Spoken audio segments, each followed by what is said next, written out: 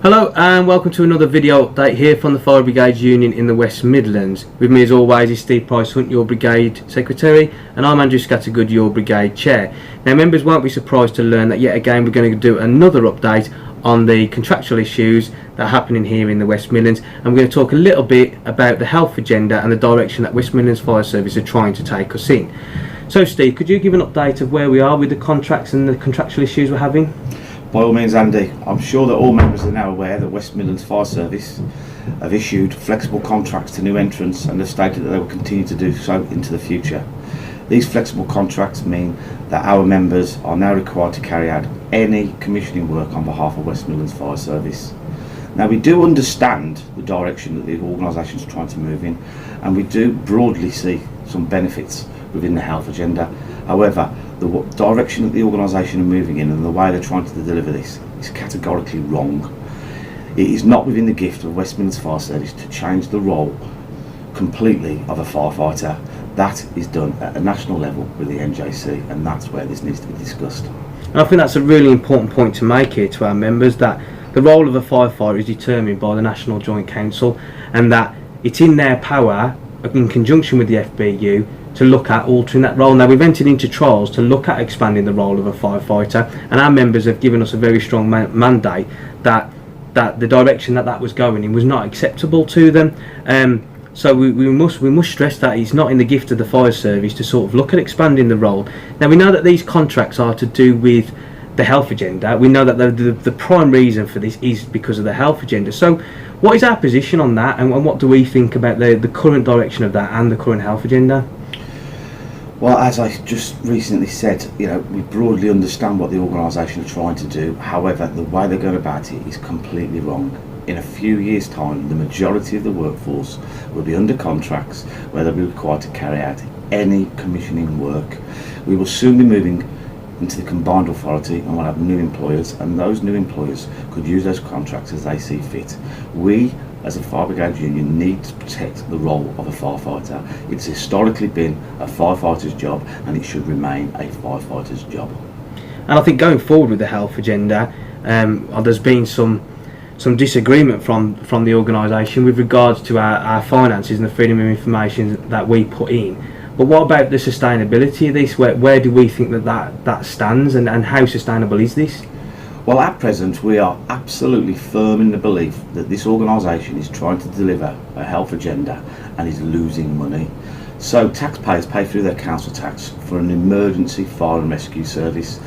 We don't believe they've been consulted properly on the fact that we're delivering this health work, and we're absolutely certain that the public as a whole do not know that at this present time West Midlands Fire Service are using taxpayers' money and losing money to fund a health agenda without any agreement from the workforce. And some of our members are, under pressure at the minute, especially at the X4 stations, with regards to this health agenda and the continuation of it, and what the organisation are describing as business as usual. We have talked in other videos about a legal challenge. So could you explain to members a little bit where we are with that and what we're doing about it? Yes, we have taken legal advice from our solicitors, and our solicitors are confident and firm of the belief that we have a legal challenge against this organisation. Currently, our reps at the affected stations are collating the information and names, and in the early new year we will be pursuing up to 200 employment tribunal claims against the West Midlands Fire Service for unlawful inducement of our members, which is completely and utterly avoiding collective bargaining. Okay, so that's an extremely serious matter, and that's something that we will keep members updated on as that develops. Now, that's one thing we're doing, but what are the FBU doing about the health agenda and the contracts as a whole? What is our direction? What's our plan?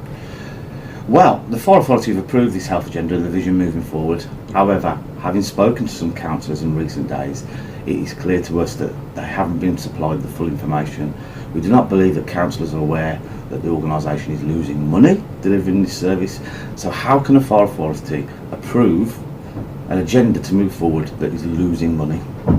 So what we will be doing is we'll be taking this up continuously with the Fire Authority and moving this into the new year, and we're now in talks with senior Labour MPs about the issuing of these flexible contracts and the fact that West Midlands Fire Service are using taxpayers' money to fund it.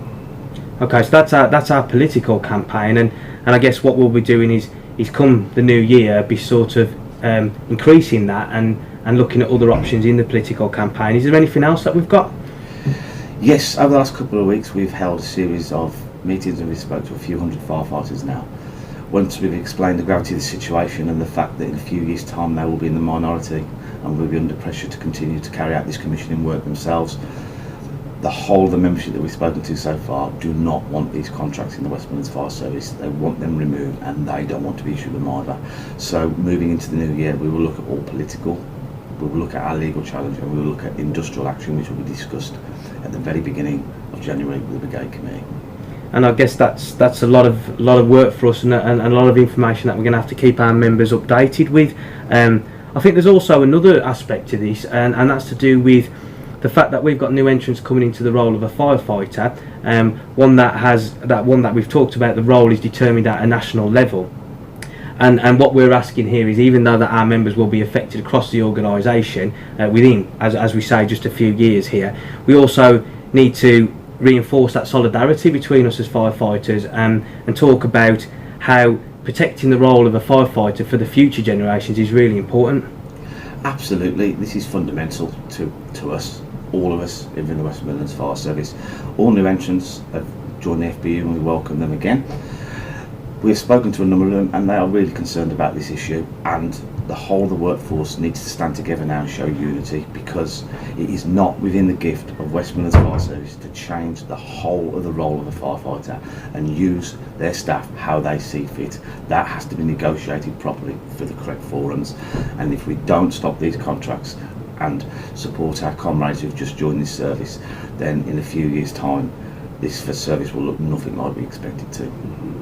And on that note, that completes our video update, and this will probably be the last one for 2017. So from myself and Steve, what we'd like to do is wish all our members a very Merry Christmas and a Happy New Year.